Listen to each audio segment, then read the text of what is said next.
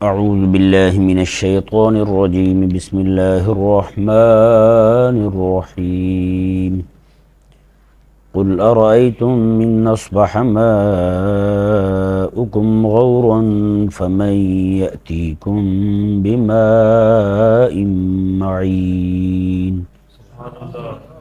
صدق اللہ العظیم وبلغنا رسوله النبی الکریم الامین بلغ العلا بکمالہ کشف الدجى بجمالہ حسنت جمیع خصالہ صلوا علیہ وآلہ۔ یہ آیہ مبارکہ سورہ ملک شریف کی آخری آیہ مبارکہ ہے۔ اللہ تعالیٰ نے ارشاد فرمایا، قل حبیبہ فرما دیں، ارأیتم ان اصبح ماؤکم غورا، کہ اگر تم دیکھو کہ پانی جو ہے وہ نیچے چلا گیا ہے، جس سطح پر ہے اس سطح کو چھوڑ کر پانی گہرائی میں چلا گیا ہے، تو فمن یاتیکم بماء معین، تو کون ہے وہ پانی کو باہر لائے گا تمہارے لیے؟ ہیں یہ آیہ مبارکہ نا، ایک عالم مدرسے میں بیٹھے ہوئے اسی آیہ کریمہ کا درس دے رہے تھے۔ باہر سے ایک ملحد لبرل قسم کا بندہ گزرا، تو اس نے سن کر کہا، اس نے کہا یہ کون سی بڑی بات ہے، پانی نیچے چلا جائے گا، بور کر لیں گے، کنویں کھود لیں گے، اور کتنا نیچے چلا جائے گا پانی۔ اللہ اکبر کبیرہ۔ جب وہ رات کو سویا، صبح کو اٹھا تو اس کی آنکھوں کا پانی ختم تھا۔ اللہ تعالیٰ نے اسے یہ جواباً فرمایا، تو وہ پانی تو بعد میں لانا نا، پہلے یہ تو لا کے دکھا، پہلے یہ پانی تو لا۔ اللہ اکبر کبیرہ۔ تو آج بھی یہ کریمہ علیہ السلام کا فرمان شریف ہے، قرب قیامت میں دریا خشک ہو جائیں گے۔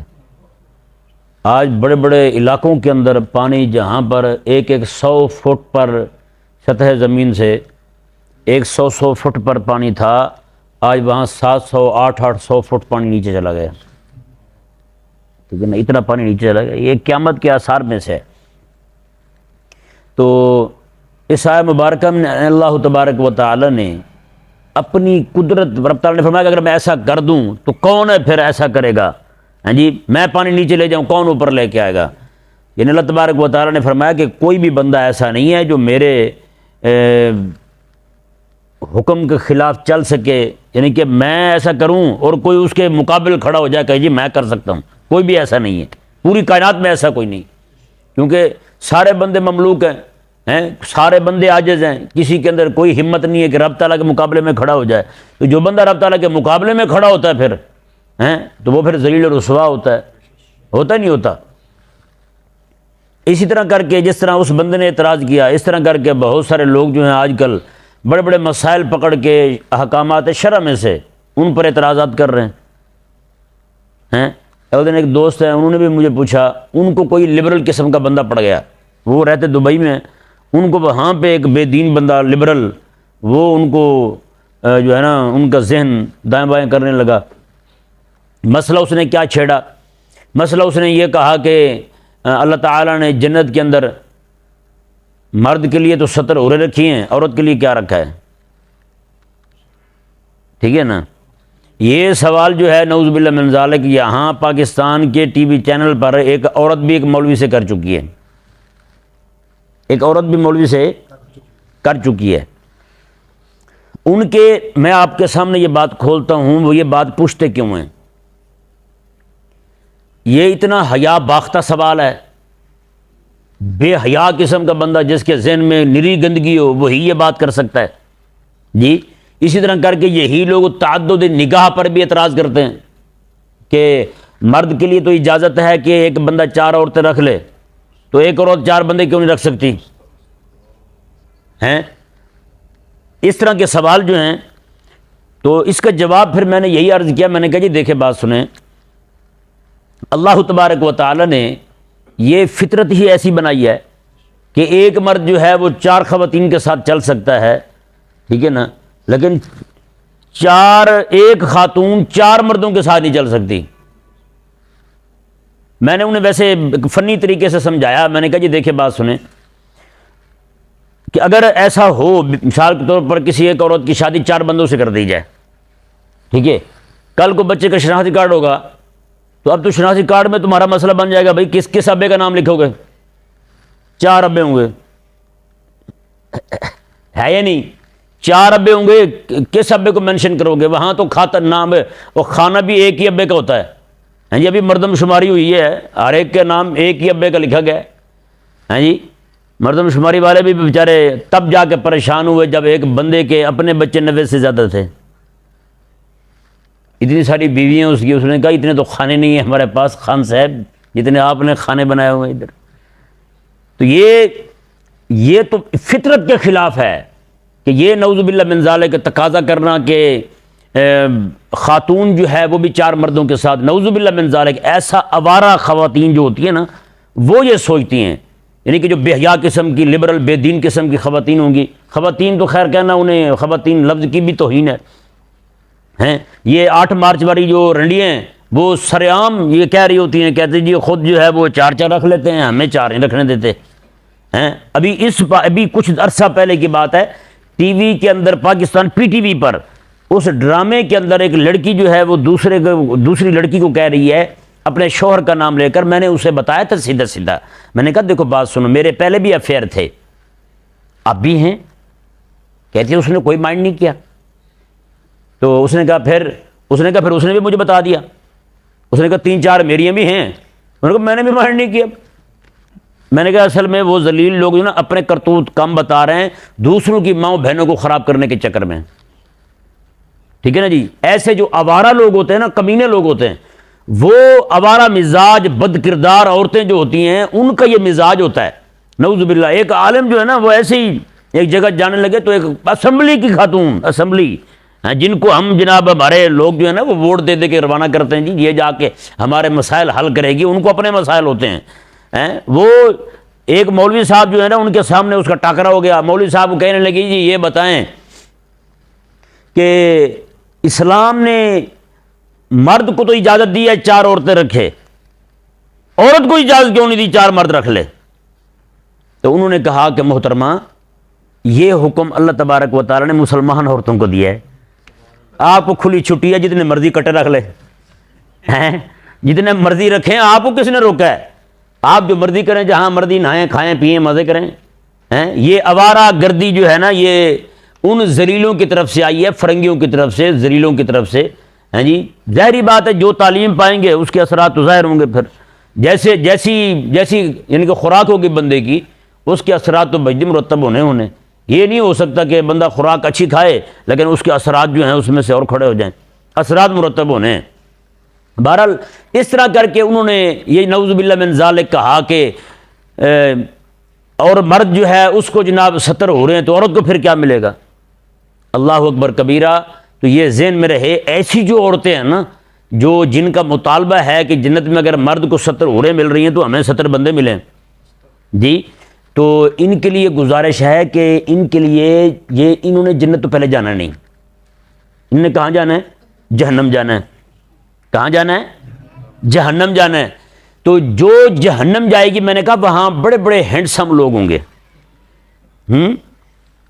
وہاں ابو جہل بھی ہوگا, ابو لہب بھی ہوگا, فرعون بھی ہوگا, نمرود بھی ہوگا, قارون بھی ہوگا, اتنا بڑا امیر ہے. وہاں پہ آپ کے حضرت شیطان بھی ہوں گے. تو میں نے کہا 70 چھوڑ تو 70,000 سے جڑ جانا, وہ تیرے ساتھ کیا تعلق ہے, تو اس طرح کی باتیں کر.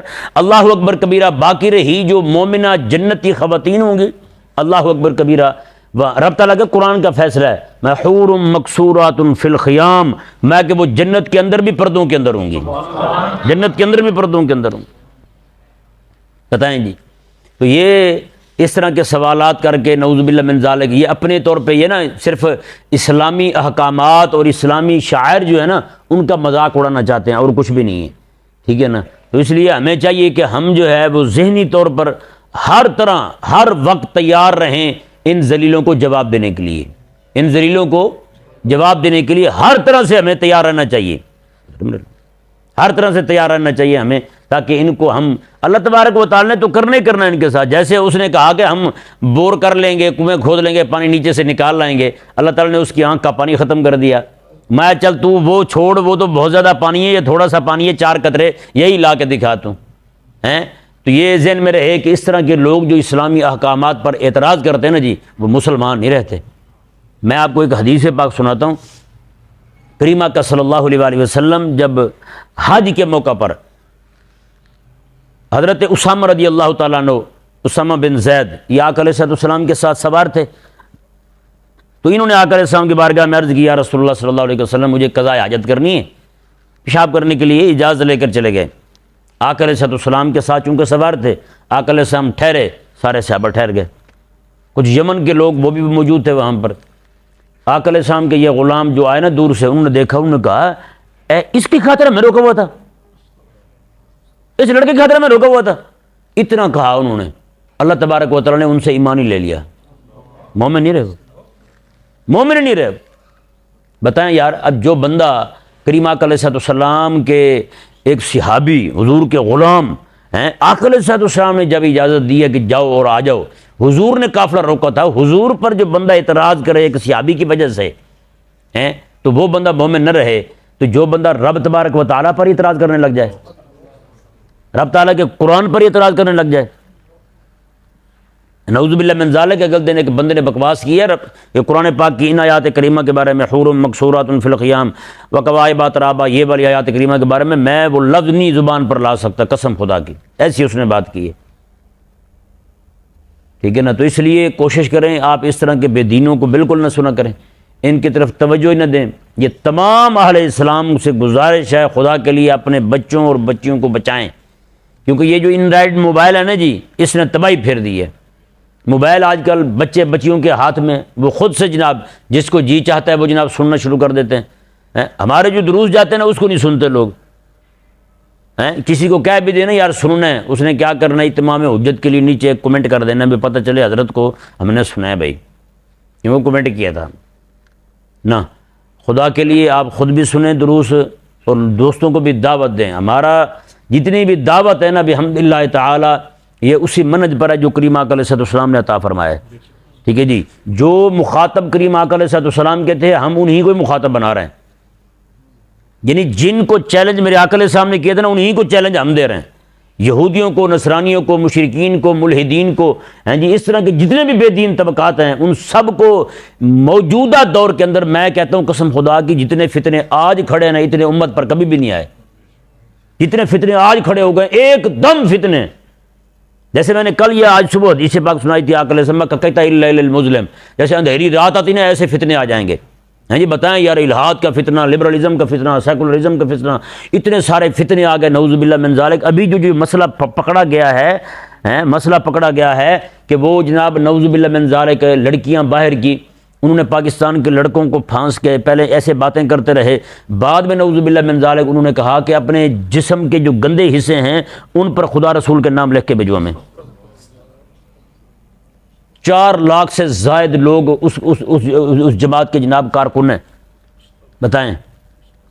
پاکستان کا ایک بہت بڑا افسر ہے ذلیل، اس کا وہ پتہ نہیں واللہ عالم وہ کیا بلا ہے، اس کے بیٹے نے اپنی ماں کے مختلف حصوں پر جناب تصویریں لکھ کے بھیجا تھا، اپنی ماں کے، صرف پیسوں کی خاطر ماں بھی تیار ہوگی بیٹے سے لکھوانے کے لیے، بتائیں۔ آپ سوچ سکتے ہیں کہ یہ فتنے، ابھی یہ ذلیلہ عورت نے کل نبوت کا اعلان کیا ہے، اور اس کی بہن ہے ساتھ، وہ بھی کہتی ہے میں تو اسے نبی مانتی ہوں، رسول مانتی ہوں، اور اس کے بیٹے نے مہدی ہونے کا اعلان کر دیا یار۔ اور کس چیز کا انتظار کریں گے ہم؟ اتنے فتنے نہیں دیکھے تھے ہم نے کبھی بھی، لیکن افسوس ہے اس بات پر کہ ہمارے کرتا دھرتا لوگ جو ہیں پاکستان میں بیٹھے ہوئے، جو اپنے آپ کو یعنی اہل اقتدار کہتے ہیں، انہیں ان کے کانوں میں جوں تک نہیں رینگتی۔ یہاں بندہ کو کھڑا ہو کہہ دینا جی میں وزیر اعظم ہوں، فوراً کھڑے ہو کے اس کا گلا دبا دیں گے، بھائی تو نے کیسے کہا بھی وزیر اعظم ہے؟ وزیر اعظم تو فلانا ہے۔ کوئی بندہ کھڑا ہو کہہ دے میں جی آئی جی ہوں، فوراً پکڑ لیں گے اسے، پکڑتے نہیں پکڑتے، آئے دن بندے پکڑے جاتے ہیں، گرفتار ہو جاتے ہیں۔ کوئی بندہ کھڑا ہو کے پینٹ پہن کے کھڑا ہو جائے تو کہتے ہیں ہاں بھائی تو ہمارے اس کی پینٹ کیوں نہیں پہنی تو نے؟ یہ تو ہماری وردی تھی، یونیفارم تھا ہمارا، تو نے کیوں پہنا ہے؟ فوراً گرفتار کر لیتے ہیں۔ کئی بندے گرفتار ہوئے، ان کی ویڈیو جناب آپ نیٹ پہ دیکھیں آپ کو مل جائیں گی۔ لیکن یا جو ذلیل کھڑا ہو کے امام الانبیاء ہونے کا دعویٰ کر دے، ہیں جو نبی ہونے کا دعویٰ کر دے، اور وہ ذلیلہ عورت جو ہے نا وہ سیدھی سیدھی بکواس کر رہی ہے، کہتے ہیں میرے رب تبارک و تعالیٰ نے مجھے حکم دیا ہے کہ تو نبی ہونے کا اعلان کر۔ بتائیں، اگر نہیں سمجھ آتی ہماری قوم کو تو پھر حقیقت والی بات ہے، اب پتھر برسنے رہ گئے ہیں اور کچھ نہیں بچا پیچھے۔ جتنے تک ہم پہنچ چکے ہیں، خدا کے لیے آپ اپنے بچوں کو بچائیں، اپنی بچیوں کو بچائیں، ان کی سرگرمیوں پر نظر رکھیں، دیکھیں وہ سنتے کیا ہیں، دیکھیں وہ پڑھتے کیا ہیں۔ ہاں جی، اگر آپ یہ نہیں کر رہے تو میں کہتا ہوں حقیقت والی بات ہے، آج کل کے سب سے بڑے مجرم پھر والدین ہیں۔ والدین اگر اپنے بچوں کا ایمان نہیں بچا پاتے، میرے کریم آقا علیہ السلام نے ارشاد فرمایا کہ والد کی طرف سے اس کی اولاد کے لیے سب سے بڑا تحفہ جو ہے نا وہ فرمایا کہ وہ دینی تربیت ہے، دینی تربیت ہے۔ تو بتائیں آج ہم اپنے بچوں کی دینی تربیت کتنی کر رہے ہیں؟ صفر بھی نہیں ہے یار، صفر بھی نہیں ہے۔ ہر بندے کو یہی فکر ہے کہ میرا بیٹا جو ہے نا بس وہ سکول پڑھ جائے، کالج پڑھ جائے، یونیورسٹی پڑھ جائے، کہیں نوکری لگ جائے، بس چھٹی جی، خلاص اتنا کافی ہے بس۔ اللہ تبارک و تعالی ہمیں سمجھنے کی توفیق عطا فرمائے۔